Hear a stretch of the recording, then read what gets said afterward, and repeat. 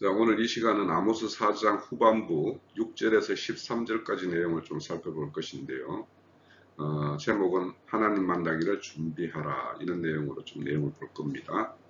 우선 우리가 앞선 시간에 사마리아 성 바산의 암소들아 하면서 하나님께서 질타하신 그런 내용을 살펴봤죠. 그들이 사마리아 성 안에서 가난하고 힘없는 자들을 압제했고, 한 가정을 책임지기도 버거운 그 가장들에게 술을 가져와서 우리를 마시게 하라는 그런 압제를 했다라는 것이에요. 그래서 그들을 대적에게 붙여서 코를 끼어서 사로잡아가는 그런 심판을 행할 것이다 라는 어떤 그런 경고의 말씀도 있었죠. 특히 그 북이스라엘이 베델에서 범죄하고 길갈에서 죄를 더하였다. 그런데 그 내용이 뭐냐? 아침 조석으로 희생제물을 드리고, 또 3일마다 11조를 드리고, 누룩 섞인 수원제를 드리고, 큰 죄를 소리내어 선포하면서 그렇게 드러내놓고 그런 열심을 행했는데, 그런데 그것이 진정 나를 위한 것이냐, 진정 그것은 너희들을 위한 것이 아니었더냐, 이런 내용으로 살펴봤었어요.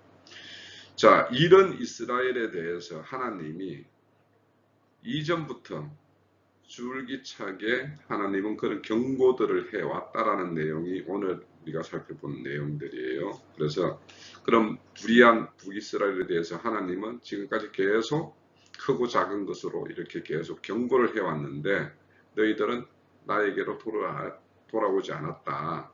그래서 그런 경고의 내용이 어떤 것들이었는지를 한번 살펴봅니다. 자, 오늘 이 시간에 볼 내용은 아모스 4장 6절에서 13절까지 전체를 볼 것인데, 우선은 아모스 4장 6절에서 12절까지, 즉 북이스라엘 성읍에 하나님의 경고로서 이미 내려졌던 심판들 내용을 기록한 말씀을 한번 봅니다. 아모스 4장 6절에서 11절입니다. 또 내가 너희 모든 성읍에서 너희 일을 깨끗하게 하며 너희의 각 처소에서 양식을 떨어지게 하였으나 너희가 내게로 돌아오지 아니하였느니라. 여호와의 말씀이니라. 또 추수하기 석 달 전에 내가 너희에게 비를 멈추게 하여 어떤 성읍에는 내리고 어떤 성읍에는 내리지 않게 하였더니, 땅 한 부분은 비를 얻고 한 부분은 비를 얻지 못하여 말랐음에 두세 성읍 사람들이 어떤 성읍으로 비틀거리며 물을 마시러 가서 만족하게 마시지 못하였으나 너희가 내게로 돌아오지 아니하였느니라. 여호와의 말씀이니라. 내가 곡식을 마르게 하는 재앙과 깐부기 재앙으로 너희를 쳤으며 팥중이로 너희의 많은 동산과 포도원과 무화과나무와 감람나무를 다 먹게 하였으나 너희가 내게로 돌아오지 아니하였느니라. 여호와의 말씀이니라. 내가 너희 중에 전염병을 보내기를 애굽에서 한 것처럼 하였으며 칼로 너희 청년을 죽였으며 너희 말들을 노랗게 하며 너희 진영에 악취가 코를 찌르게 하였으나 너희가 내게로 돌아오지 아니하였느니라. 여호와의 말씀이니라. 내가 너희 중에 성읍을 무너뜨리기를 하나님이 내가 소돔과 고모라를 무너뜨린 같이 하였으므로 너희가 불붙는 가운데 빼낸 나무 조각같이 되었으나 너희는 내게로 돌아오지 아니하였느니라. 여호와의 말씀이니라. 자, 이렇게 불의한, 앞서서 봤던 그 이스라엘의 불의한 것에 대해서 하나님은 그때마다 그들에게 경고로서 이런 심판을 행했지만, 그들이 그 심판의 내용이 무엇인지를 알지 못하고 깨닫지 못해서 결국에는 그들이 내게로 돌아오지 않았다. 이런 북이스라엘의 안악함을 이렇게 드러내는 말씀들이에요. 그래서 여기 보면 내가 이렇게 행했는데 그것은 너희를 내게로 돌아오게 하기 위해서 이렇게 행했지만 너희는 내게로 돌아오지 않았다라는 것이 5번이 나와요. 그래서 이런 완악한 북이스라엘, 하나님의 뜻을 그렇게 보냈지만 뜻을 헤아리지 못하는 이 둔탱이가 된 북이스라엘에 대해서 다시 아모스 선지자가 와서 너희들이 이제 최종적으로 지금까지 하나님이 너희들의 인내로서 너희들에게 행해왔지만 하나님의 최종 심판이 이렇게 예비되어 있다. 그래서 과거에 너희들에게 행했던 이런 것들이 하나님의 어떤 그때그때마다 심판이었다. 그렇지만 하나님이 최종 심판을 하기 이전에 지금 선지자 아모스를 보내서 북이스라엘에 대해서 그들이 행했던 것, 그들에 대해서 하나님이 보응했던 내용, 이런 것들을 다시 깨우치면서 그들을 다시 하나님께로 돌이키게 하기 위해서 이렇게 말씀을 정리해서 선포하는 것들을 볼 수가 있어요. 그래서 실질적으로 이 아모스는 실질적으로 북이스라엘에 대해서 선포하는 말씀이 이제 세 편인데 3절이 한 편이고 4절이 한 편이고 5절, 6절이 한 편입니다. 그래서 우리가 그런 어떤 세 편의 어떤 설교 내용에서 이 4편에 지금까지 하나님께서 북이스라엘에 대해서 여러 가지 형태로 경고로서의 어떤 심판들을 이렇게 행해왔던 이 내용들을 하나하나 좀 살펴봅니다. 자, 앞서서 북이스라엘의 어떤 불의한 내용들을 3장 또 4장 전반부에서 우리는 좀 살펴봤고, 이런 북이스라엘에 대해서 하나님이 그들을 돌이키게 하기 위해서 경고성 심판을 이렇게 행해왔다라는 내용을 지금 아모스 선지자는 지금 나열하고 있어요. 그 제일 첫 번째 그들을 이렇게 돌이키게 하기 위해서 행했던 심판이 뭐냐 하면 양식이 없게 한 거예요. 이 살아있는 생명이면 이 배고픔과 목마름은 가장 기본적인 욕구예요. 이 욕구는 사람만이 아니라 짐승도 이 배고픔과 목마름에 대한 어떤 본능적으로 알게 되는 이 사건이에요. 그러니까 배고픔과 목마름은 누구라도 이 사건이 오면 사건을 인지하는 사건이에요. 그런데 이렇게 하나님은 여러 가지 사건을 이렇게 보내는데, 이런 어떤 사건을 보내는 이유는 하나님은 하나님의 뜻을 전달하는 수단으로 이렇게 사건을 보내는 거예요. 특히 징계와 심판의 어떤 사건을 보내는 것은 하나님 심중에 이런 노여움이 이렇게 쌓여간다라는 것을 정표해요. 그래서 이것이 해소되지 않으면 궁극적으로는 멸망의 심판으로 나아갈 수밖에 없기 때문에 하나님이 이런 어떤 그때그때마다 합당한 어떤 심판의 경고를 내리는 것은 그들을 회개케 해서 하나님 자신과 다시 화목을 이루고자 하는 것이 하나님의 어떤 목적이에요. 그래서 이런 어떤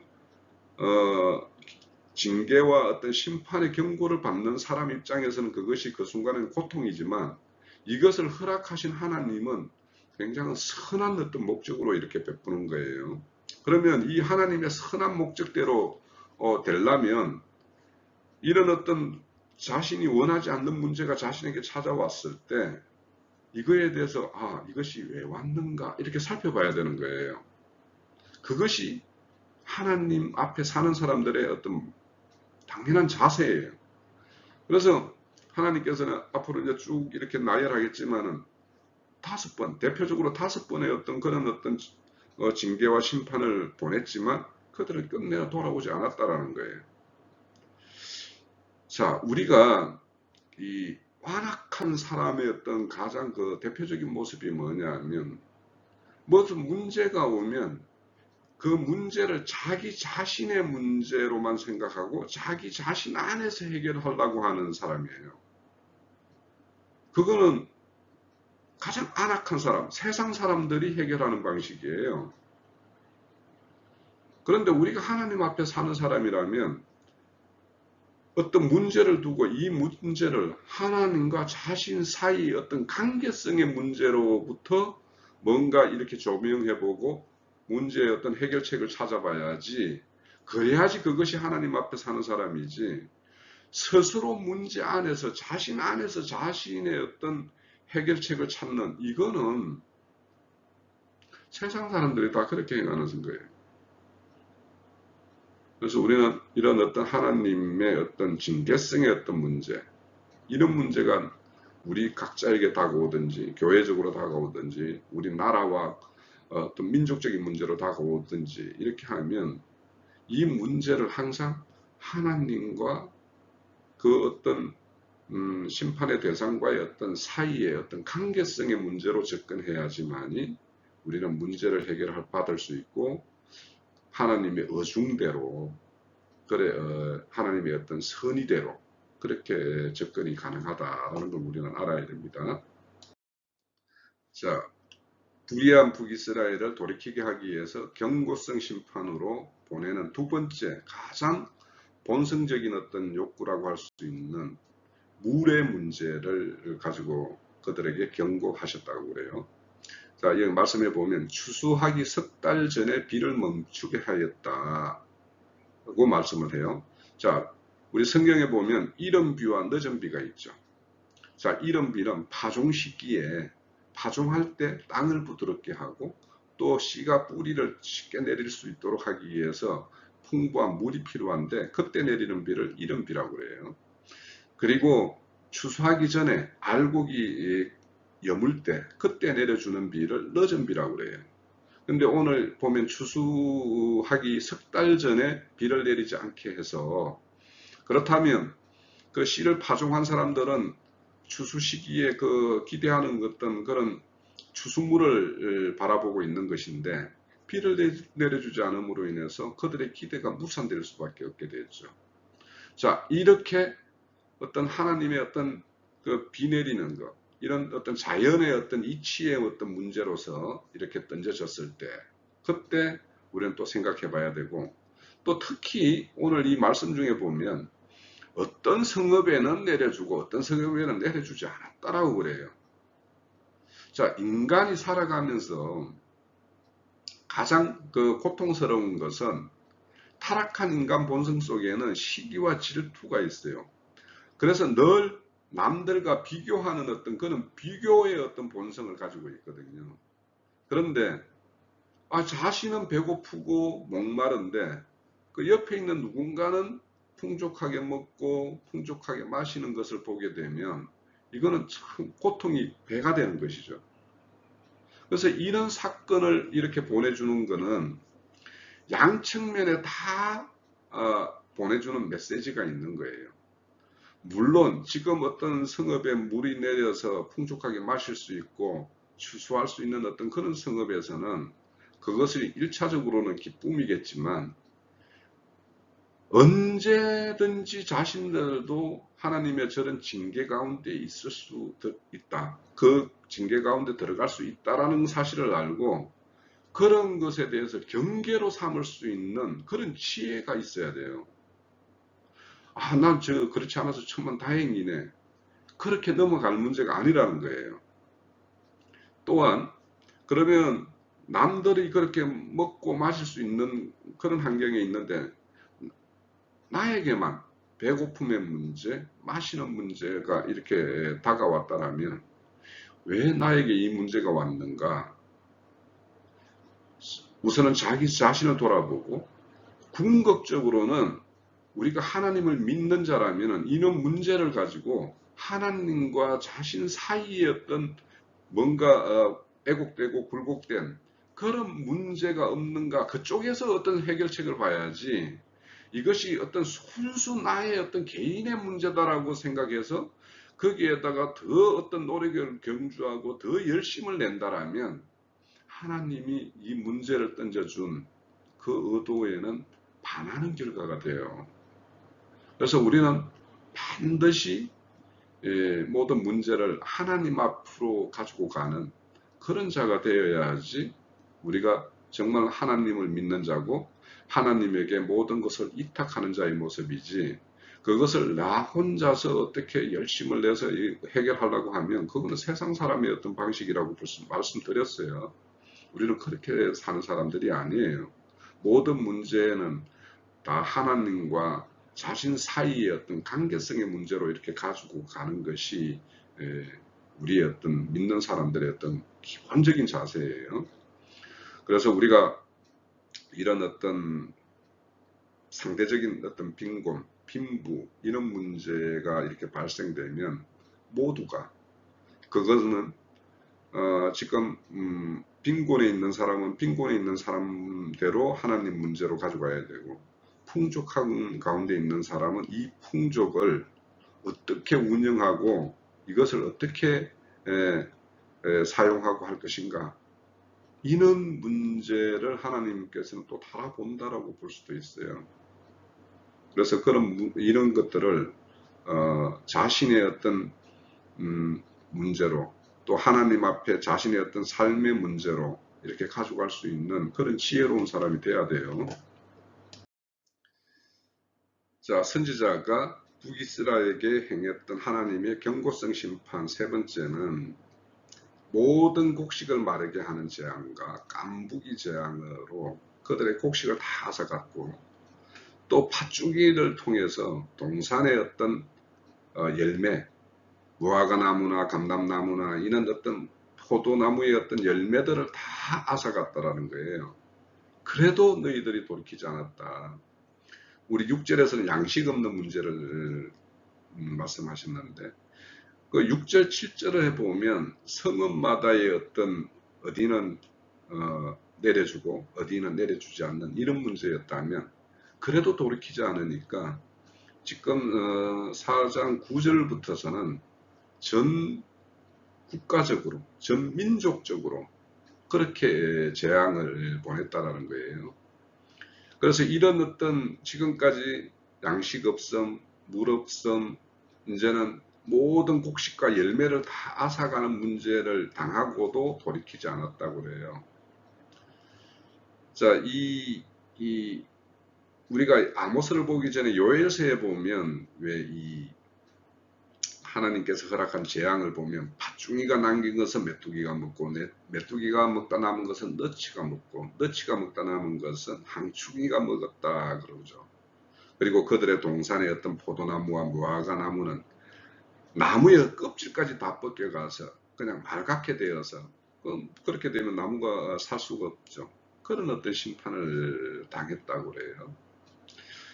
이처럼 우리 인간의 완악함이라는 것은 이 바로가 잘 보여줘요.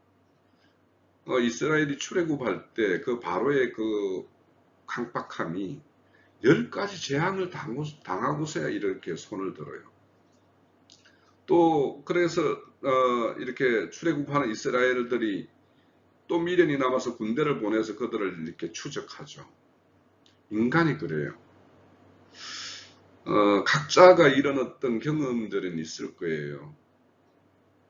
인간은 어떤 끝을 봐야지, 밑바닥을 확인해야지 손을 드는 것이 지혜 없는 인간들의 어떤 참모습이에요. 이거는 제 개인적으로도 이제 저도 이런 경험이 있었는데, 저는 이제 그 교회 생활을 하지 않아서 이런 문제에 딱 걸려 들어가지고 한 10년을 헤맸는데, 저 같은 경우도 이 밑바닥을 다 확인한 다음에서 손들고 이제 그 문제를 다 털어내 버렸죠. 그나마 그래도 그때라도 이렇게 정신 차려서 그 하나님 앞에서 그 모든 문제를 해결을 받기 때문에 참 다행인데, 인간이 그래요. 우리는 이제 말씀을 이렇게 추구하고 장비한 사람이라면 좀 지혜로워야 돼요. 하나님께서 적당하게 하다가 많은 문제는 없어요. 하나님의 어떤 의도와 뜻이 성취되지 않는데 중간에서 이렇게 하나님이 그렇게 양보하는 것은, 그거는 하나님의 의중이 아니에요.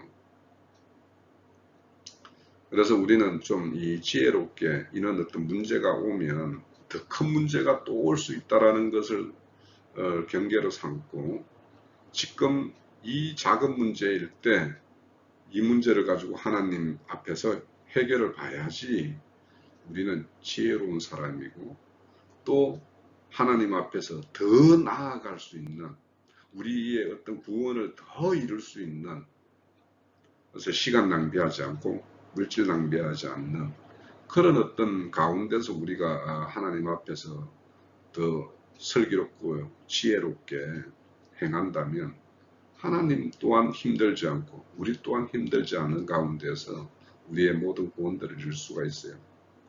지혜롭게 행해야 됩니다. 오늘 보면 이렇게 5번의 어떤 하나님의 어떤 경고를 보내는데 끝내는 돌이키지 않았다고 그래요. 지금 이제 3번째를 봤습니다. 또 한번 넘어가 보죠.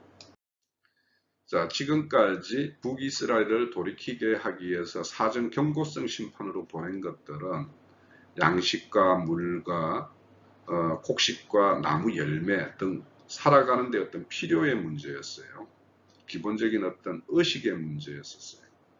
그런데 이런 문제를 던져줬을 때 북이스라엘이 돌이키지 않고 하면 그 다음에 하나님께서 도입하는 문제는 어떤 것이냐 하면 직접 생명을 치는 문제로 넘어가요. 그래서 오늘 그 아모스 4장 10절의 내용에 보면 너희 중에 전염병을 보내고 이렇게 말씀을 해요. 또 칼을 보낸다 이런 말씀을 해요. 이 직접적으로 어떤 생명의 문제죠. 자, 오늘날 우리 이 전염병 하면 너무 실감이 나요. 그죠? 이 전염병은 항상 있었어요. 그래서 어떤 전염병들은 우리가 의료 기술이 발달해서 그런 것들을 이제 극복 가능한 그런 어떤 전염병이 대부분인데 지금 오늘날 우리가 당면한 이 코로나19의 어떤 전염병은 지금까지 어떤 치료책이 마땅한 치료책이 없는 어떤 그런 전염병이죠. 그리고 이 전염병이 어떤 국부적으로 어느 나라, 어느 지역 이렇게 특정 지역에만 있는 것이 아니라 전 세계가 이 전염병 문제에 들어갔어요. 우리는 이 문제를 좀 심각하게 볼 필요가 있어요. 그러니까 어떤 나라 부분적인 어떤 하나님의 경고가 아니라 전 세계적으로 이 코로나19를 통해서 전염병을 보냈어요. 그런데 이 코로나19 같은 경우에 어떤 치사율이나 이런 걸로 보면 그래도 나름의 어떤 오늘날 어떤 어술 기술로 이렇게 대응을 할 수가 있는데 이것이 만약에 하나님이 우리에게 경고를 보내는 예비적인 것이라면 어떨 것인가? 이것이 왜 또 전 세계를 이 한 문제에 다 몰아넣었는가? 이런 걸 생각해 보면 정말 하나님의 때가 하나님의 심판의 때가 이렇게 임박한 것이 아닌가 이렇게 생각을 해봐야 되는 것이죠. 우리는 오늘날 너무도 실감이 나죠. 북이스라엘에게 이렇게 행했다라는 거예요. 또 칼로 청년을 죽였다고 그러는데 칼이라는 건 결국엔 전쟁인데 실질적으로 북이스라엘을 이렇게 다스리게 하기 위해서 주변 국가 우리 아모스 1장에서 보면 주변 국가들이 북이스라엘에게 대적한 어떤 그런 내용들이 참 많이 있었죠. 특히 아람이라는 국가와 또 아수르라는 어떤 나라 제국 이런 걸 통해서 수없는 어떤 침해를 받았고 그래서 그들이 어떤 그런 전쟁 과정에서 청년이 죽어가는 어떤 그런 문제가 생겼죠.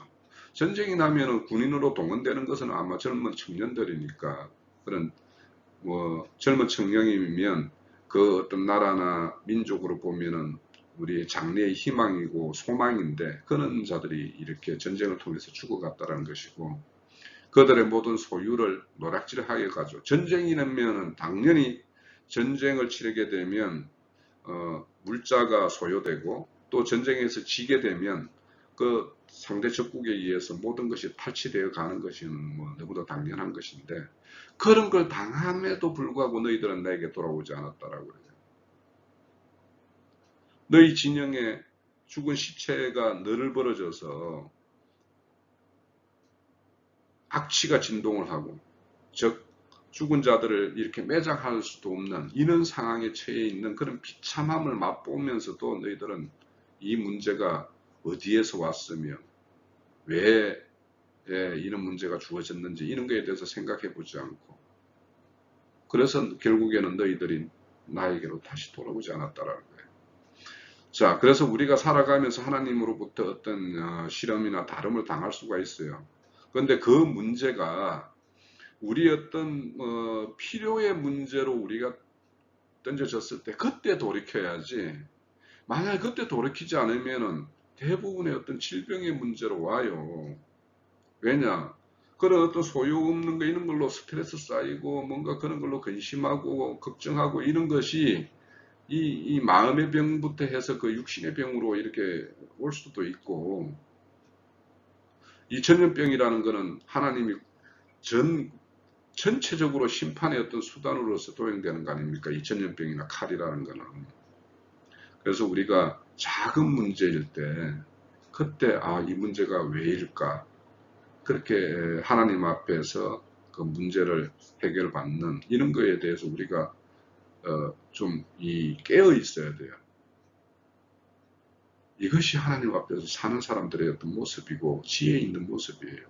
늘 말하지만 작은 문제, 즉 호미로 막을 문제를 가래로 막지 않는, 그것이 하나님 앞에 지혜를 가지고 사는 사람들의 모습이죠. 자, 그래서 우리는 하나님께서 우리에게 어떤 문제가 주어지면 이 문제가 왜 왔으며 어디서부터 이 문제를 해결해야 될 것인가, 그거는 반드시 하나님 앞에서 해결받아야 되는 문제다라는 것을 알아야 돼요. 자, 지금까지 북이스라엘에 대해서 하나님이 경고의 심판으로 행했던 내용들을 살펴보고 있어요. 앞서서는 이제 필요의 문제, 그런 문제로 하나님이 북이스라엘에게 문제를 던져주고, 그래서 그들을 돌이키게 하기 위한 어떤 그렇게 시도를 했다라면, 거기에서도 돌이키지 않으니까 생명의 문제로, 즉 전염병과 칼의 문제로 이렇게 넘어왔어요. 참 우리가 그 앞선 그 전염병과 칼의 문제를 한번 심각하게 생각을 해봐야 돼요. 지금 오늘날 이 전염병이 전염병이라는 것은 늘 어디든지 있어 왔지만 이게 전 세계적으로 어떤 전염병의 문제로 한 문제에 이렇게 묶여 있다라는 이 사실, 이렇게 경고하고 있다는 사실과 오늘날 중국과 미국의 어떤 대치 상황, 그들의 어떤 군비 경쟁, 이런 것들을 보면 앞선 10절에서 말한 어떤 전염병과 또 어떤 그 전쟁의 문제, 이런 것들이 좀 생각해 볼 여지가 있죠. 그런데 이제 이어지는 우리 아모스 4장 11절에 보면 그런 어떤 전쟁의 문제, 전염병의 문제로도 해결되지 않으면 모든 성읍들을 완전히 무너뜨려 버리겠다라는 거예요. 소돔 고모라처럼 무너뜨려 버리겠다라는 것이죠. 자, 이런 내용들을 보면 오늘날의 이 상황, 특히 소돔 고모라를 언급하신 이 소돔 고모라의 어떤 그런 실상과 오늘날 우리 인류 역사가 돌아가는 이 실상이 얼마나 닮고 유사한지, 이런 걸 생각해 보면 정말 하나님이 심판의 때가 정말 임박했는가 싶죠. 참 경계로 삼아야 될 부분이 있는 것 같아요. 자, 이렇게 부분적으로 전쟁 이런 걸로 이렇게 경고했지만 그래도 돌이키지 않으면 완전히 없이 하겠다라고 해요. 그럼 샘플로 진짜 북이스라엘이 아수르에 멸망돼 가지고 흔적도 없이 사라졌죠. 그렇죠? 그렇게 경고한 대로 돼요. 그러면 오늘날 이 인류의 역사, 이 역사에 대해서 하나님이 더 큰 단위로서의 어떤 심판이 임박한 그런 시점으로 보이지 않는지 한번 생각해 볼 필요가 있죠. 그래서 우리가 이런 하나님의 어떤 경륜적인 그런 어떤 안배를 우리가 아는 사람이라면 오늘 이 시대가 어느 시대인가, 이런 거에 대해서 한번 생각해 볼 필요가 있어요. 제가 이 아모스 말씀을 준비할 때 아모스 말씀이 오늘날 이 시대에 너무도 맞는 말씀이 아닌가, 이런 생각을 하면서 사실은 준비를 했었던 말씀이기도 해요. 지금까지 하나님께서 불의한 북이스라엘이지만 하나님의 속한 언약의 백성이기 때문에 그들을 돌이키게 하기 위해서 여러 가지로 하나님의 징계도 하고 심판도 이렇게 행했는데, 그래도 그들이 끝내 돌이키지 않으면 하나님이 그들에게 어떻게 심판을 하시는가, 그 말씀을 한번 레위기에서 찾아볼게요. 레위기 26장 22절에서 24절입니다. 너희가 나를 거슬려 내게 청종치 않을진대 내가 너희의 제대로 너희에게 7배나 더 재앙을 내릴 것이라. 청종치 않으면 7배로 이렇게 갚아주신다는 거예요. 내가 들짐승을 너희 중에 보내리니 그것들이 너희의 자녀를 움키고 너희의 가축을 멸하며 너희의 수요를 줄이리니 너희의 길들이 항폐하리라. 너희들의 앞날이 항폐해질 것이다 말이에요. 이런 일을 당하여도 너희가 내게로 돌아오지 아니하고 내게 대항할진대, 끝내 너희들이 돌아오지 않고 그것은 대항하는 것인데,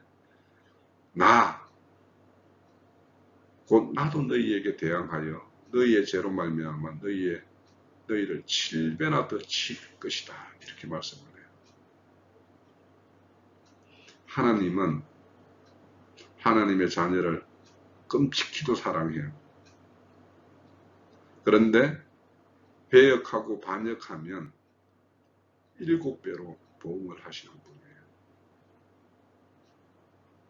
우리는 이런 하나님의 어떤 심판의 경고의 말씀에 대해서도 늘 귀 기울여야 돼요. 우리는 너무 좋은 말씀 듣고 은혜의 말씀 이런 것만 듣기를 원할지 모르겠지만, 우리가 이 시대가 악한 시대라고 생각을 하고 하나님의 어떤 심판이 임박한 시대라고 생각을 한다면 하나님의 어떤 심판의 경고의 말씀에도 귀 기울여야 돼요. 그래서 잠자는 신앙, 그런 신앙하는 사람들을 깨우는 역할을 해야 됩니다, 우리가. 자, 지금까지 계속해서 이 심판의 행하심에 대한 이 내용만 이렇게 계속 이야기하니까 좀 그렇죠.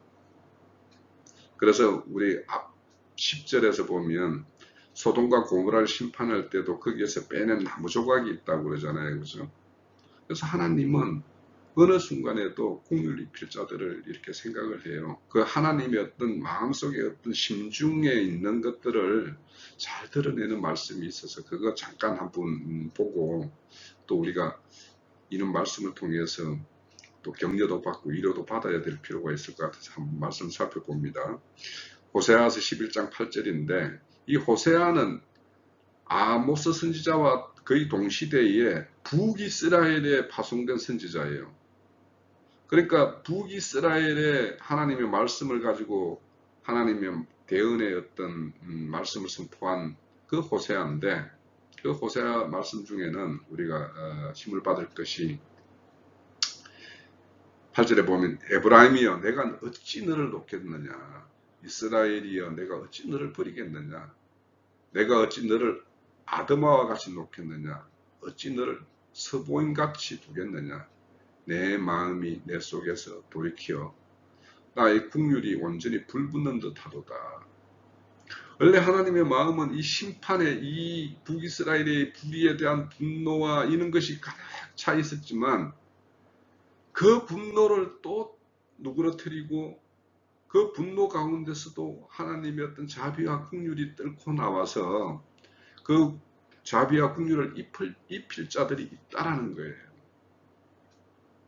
그래서 오늘날 이 시대가 소돔과 고모라와 같다라면, 그런 어떤 심판이 예언되어 있는 이 세상이라면, 그 하나님의 어떤 심판을 막았었던 그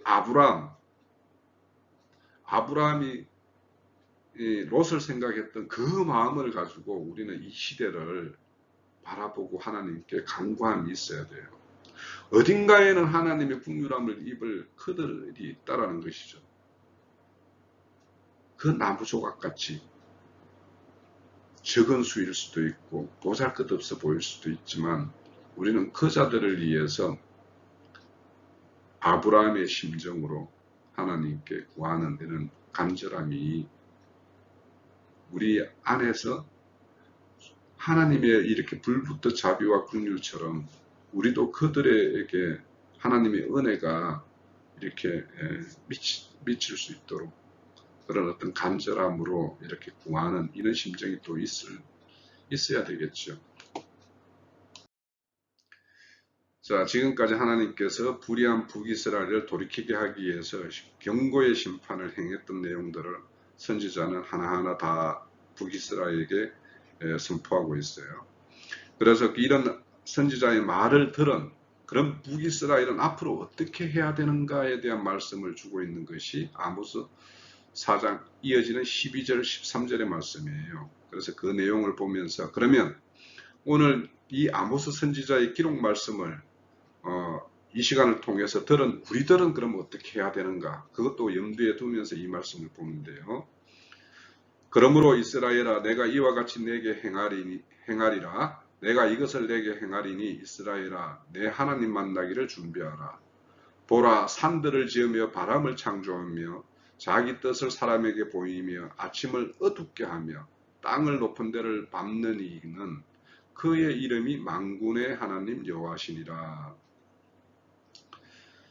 자, 지금 이렇게 북이스라엘에 의해서 행하시는 그 하나님이 어떤 하나님이냐 하면 이 산들을 짓고 바람을 창조하며, 그러니까 바람이라는 것은 이 우주 만물을 경영하시는 면을 말하는 거죠. 그러니까 이 우주 만물을 짓고 우주 만물을 경영하시는 그 하나님이 자신의 뜻을 사람에게 보이는데, 지금까지 앞서 언급한 이런 모든 내용들이 하나님께서 북이스라엘에게 하나님의 뜻을 전달하기 위해서 보이는 어떤 행사들이라는 것이죠.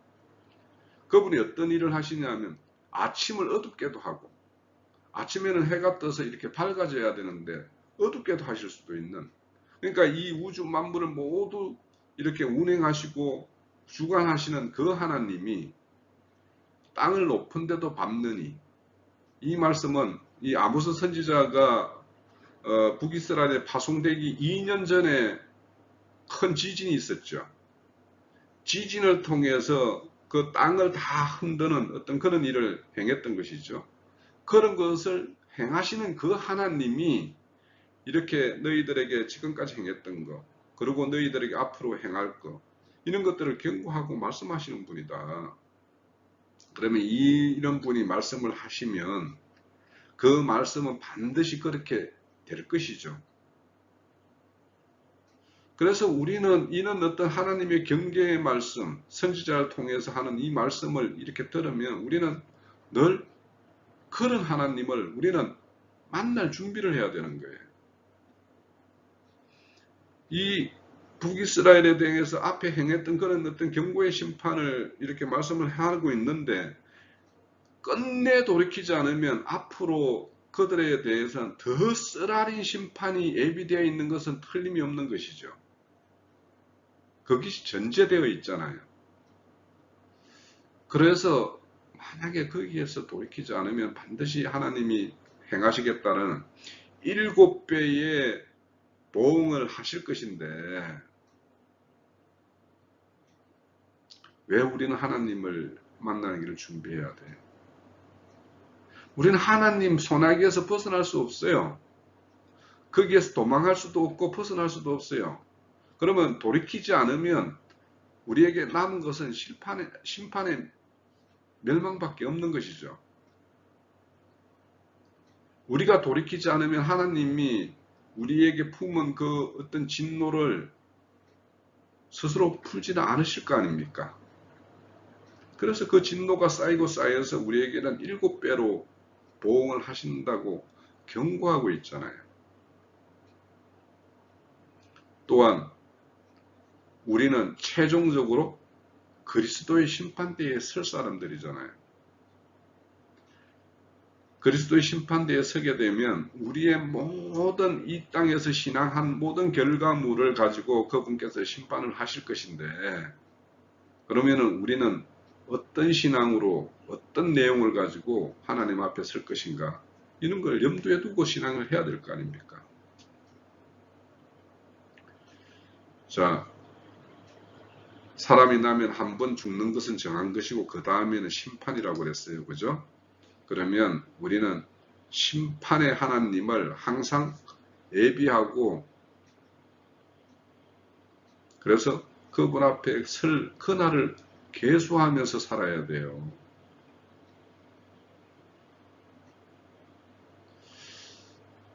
우리 각자가 이 신앙을 하는 어떤 그런 자세들을 한번 이 시간을 통해서 한번 생각을 해보세요. 정말 내가 심판주 앞에 설 그날을 생각하면서 신앙을 하는지 아니면 오늘 하루 급급하게 살아가고 있는 것인지 우리의 신앙의 결과물은 최종적으로 그날 그리스도 십판때에서 결산이 되는 거예요. 우리는 그날을 위해서 오늘을 살아야 돼요. 우리는 하나님의 어떤 경륜이나 하나님의 어떤 행사를 다 알고 있잖아요. 교회를 통해서 그런 증거 내용을 통해서 우리는 아는 사람들이에요. 그럼 아는 사람이면 그 어떤 내용대로 준비하고 그날을 우리의 어떤 모든 소망을 거기에 두고 살아야 될 거 아닙니까? 그래서 우리의 신앙의 내용들이 좀 더 말씀대로 또 하나님 앞에서 그렇게 사는 사람의 어떤 그런 신앙의 모습들이 우리 오늘도 내일도 그렇게 차곡 채워가는 그런 신앙을 해야 되지 않겠어요? 넘어갑니다. 자, 오늘 말씀을 정리합니다. 오늘 말씀은 아모스 3장 7절의 말씀을 보면서 정리할게요. 주 여호와께서는 자기의 비밀을 그 종 선지자에게 보이지 아니하시고는 결코 행하심이 없으시리라고 말씀해요. 자, 하나님은 하나님이 행하실 모든 뜻과 계획을 기록된 말씀으로 우리에게 주어졌어요. 그죠? 지금 현재 아모스 선지자를 통해서 북이스라엘에게는 그들에게 행할 뜻과 계획을 지금 알게 하고 있어요. 그 알게 하는 내용 중에는 회개하지 않는 자에게는 공의의 심판으로 행하실 것을 알게 하시고 회개하는 자에게는 하나님의 한없는 자비와 긍휼로 행할 것을 이렇게 알게 하세요.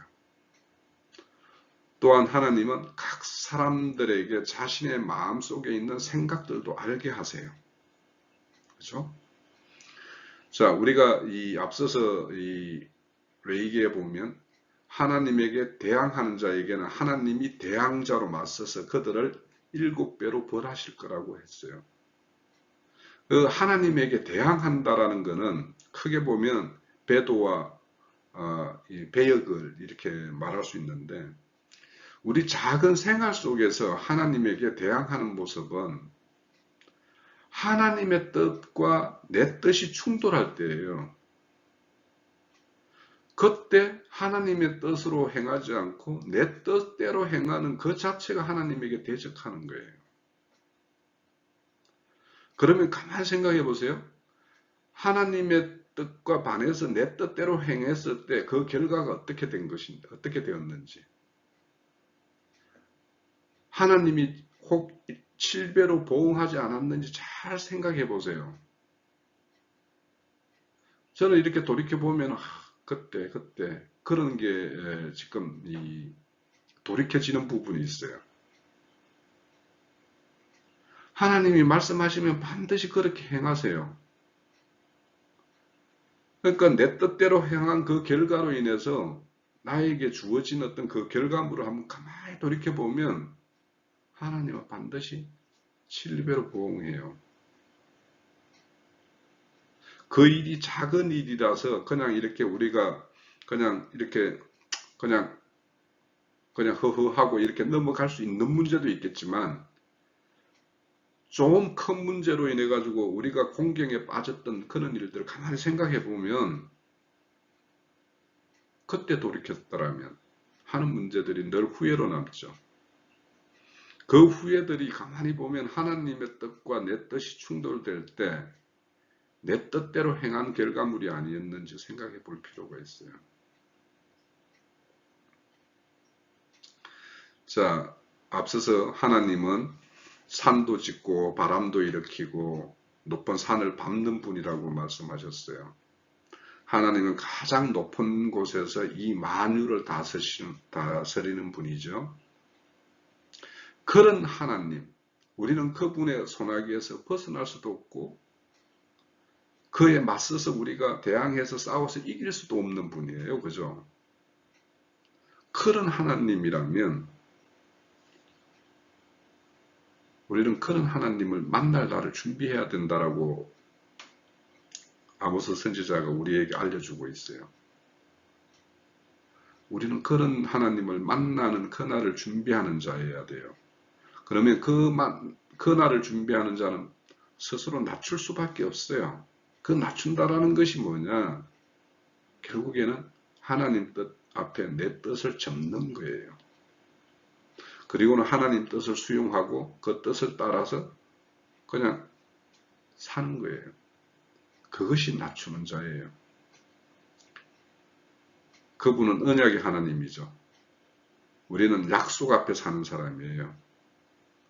그래서 그는 하나님 앞에 사는 사람의 모양이 결국에는 참 예배자였던 삶인데 그 예배자의 삶은 하나님 뜻을 따르는 거예요. 그 뜻을 따르는 것이 결국에는 그날을 준비하는 자의 어떤 모습이에요. 우리는 분명히 하나님과의 어떤 관계 속에서 충돌의 현장을 늘 맞이할 수 있어요. 그때 하나님 뜻을 쫓고 그게 우선은 손해보는 것처럼 보일지라도 그것이 궁극적으로는 그것이 나에게 유익이고 나의 어떤 이익됨을 반드시 발견할 것이니까 그거 믿고 그런 어떤 뜻이 충돌될 때 대항하지 말고 뜻을 따라서 하나님의 어떤 그런 어떤 뜻 가운데 사는 것에 의해서 우리에게 주어지는 그 편안과 안식과 참 복을 누리면서 그렇게 우리가 신앙하는 우리 모두가 될 수 있도록 우리의 어떤 마음들을 이렇게 다시 한번 추스려 봤으면 좋겠어요. 자, 오늘의 말씀은 여기서 마칩니다.